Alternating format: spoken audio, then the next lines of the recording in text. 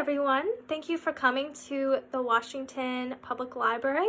I'm Rachel and I'll be running today's session instruction on the value of your information on social media. So, can anyone raise their hands if they use social media or if they know anyone? Okay, wow, everyone. So can anyone answer what social media sites or apps that they use and why?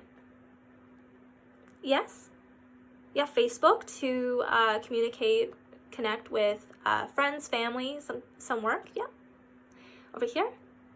Microsoft Teams, Google Plus. Yeah, for work or for school. Here. Snapchat, Twitter. Yeah, to connect with friends, fans sometimes. Wattpad. Yeah, for creative writing. And Instagram, yeah, for photo sharing. And over here, YouTube, yeah, so for video sharing. So there are multiple ways that you've all demonstrated that people use social media. And actually, according to the website Biteable, there are 7 different types of social media sites. So our first type of social media is social networking sites such as Facebook and Twitter that help us connect with friends, family, and sometimes work in school. The second type is social review sites like TripAdvisor, where people go to review places that they've been to. The third is image sharing, where users create and share images. So these can be websites and apps like Instagram, Snapchat. And then there's video sharing, hosting, which people can create and share videos, and people can use these on YouTube. And the fifth is community blogs, where people express their thoughts and opinions on places like Twitter, Tumblr. And then we have discussion sites like Reddit, where people can ask any questions and voice their opinions and interests. And lastly, we have sharing economy networks like Rover, Airbnb, eBay, Amazon, Uber, where people who've got something want to share it with someone who needs it. So this could be either for free or at a cost. So what happens to our information and personal information when using these social media sites? Well, these sites collect our personal data, which is made up of our chat logs, message files, tweets, photos, videos, tags, GPS location, likes, check-ins, login timetables, pins, and things that you click on while using their services. So has anyone had to pay for social media? Yeah. No, yeah, you're right. So does anyone have a guess to why? No? Well, that's okay, because they make their money another way. So they provide a space for advertisers to advertise to you for a cost. So the advertising companies are the real customers for these social media sites. So social media sites / apps create profiles of us to better target us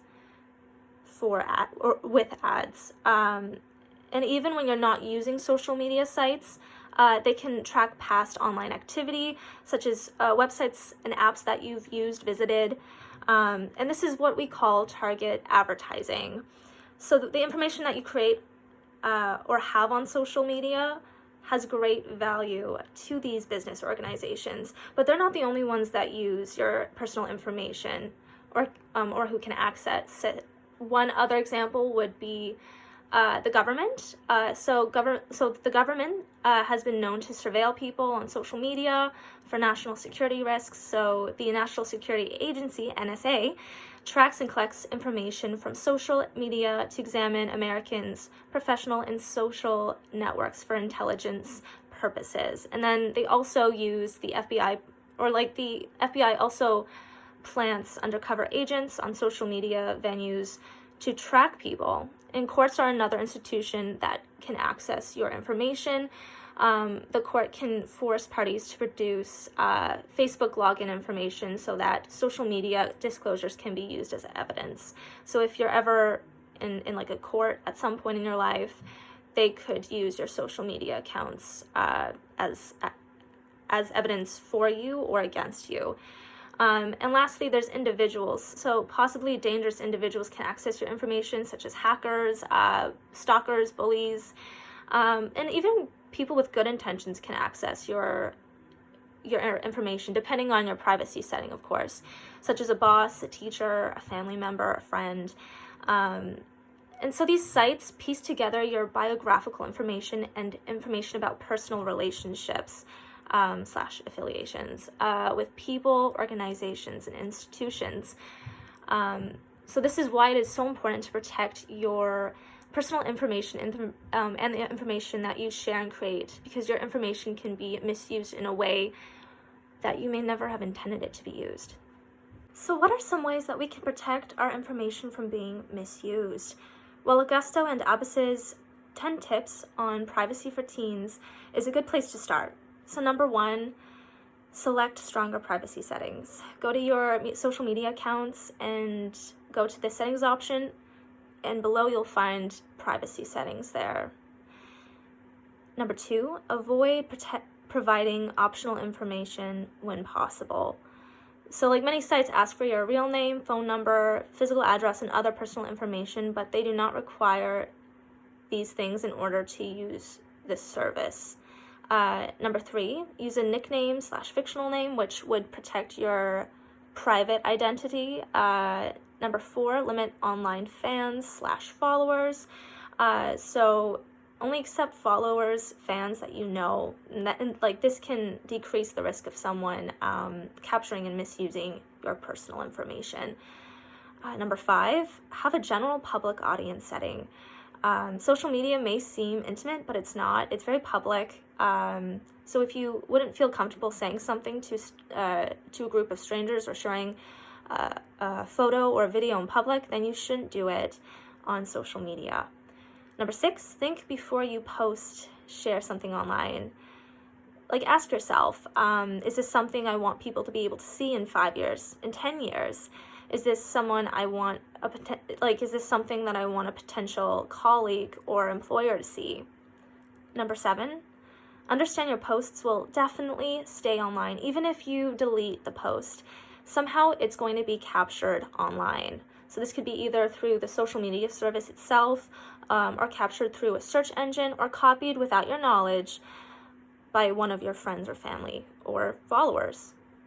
Number 8, monitor your online presence. So Google yourself, see how accessible you are to people. Number 9, change passwords frequently, and maybe use different passwords for different websites or different social media sites. And number 10, use common sense. If posting something seems like it might be a bad idea, it probably is. So if you feel uncomfortable in an online environment, then leave it. It's not worth it most of the time. Hey, so now I'm just going to demonstrate how to minimize targeted ads on social media.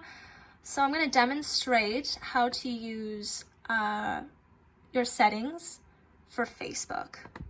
So this gives me a screenshot of all the steps that I need to take to minimize targeted or ad targeting to Facebook, or to my Facebook account. So we have that. So I'm going to go to my Facebook. I'm going to go to privacy, follow the instructions. It's not there yet, but don't panic. So I'm going to go down. I'm going to go to ads. And now it takes me to my ad options. So my preferences. So ads based on data from partners. To show you better ads, we use data that advertisers and other partners provide us about your activity offline.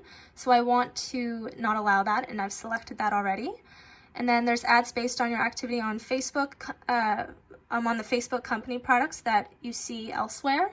So that's, so they say, like, when we show you ads off Facebook company products, such as on websites, apps, and devices that use our advertising services, we use data from your activity on Facebook company products to make them more relevant. So I want to not allow that, and I've selected that.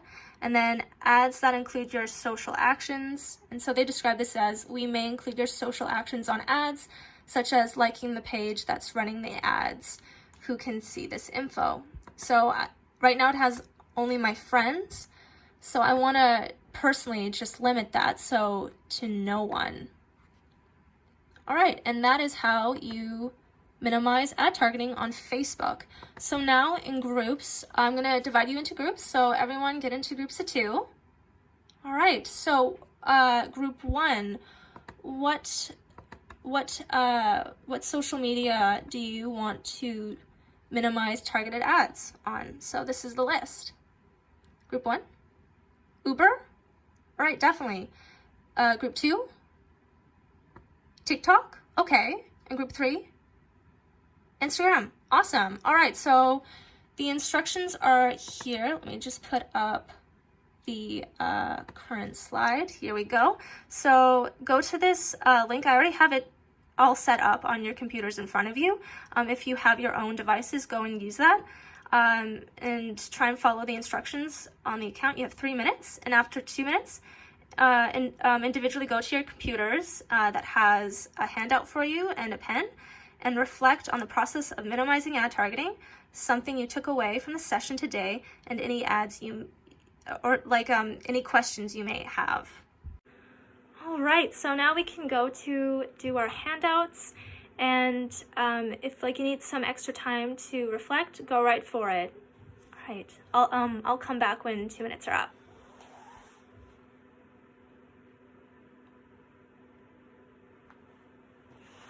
All right, so I hope that you guys had a good day. Thank you for giving me all of your handouts, and I hope you have a great day. See you. Bye.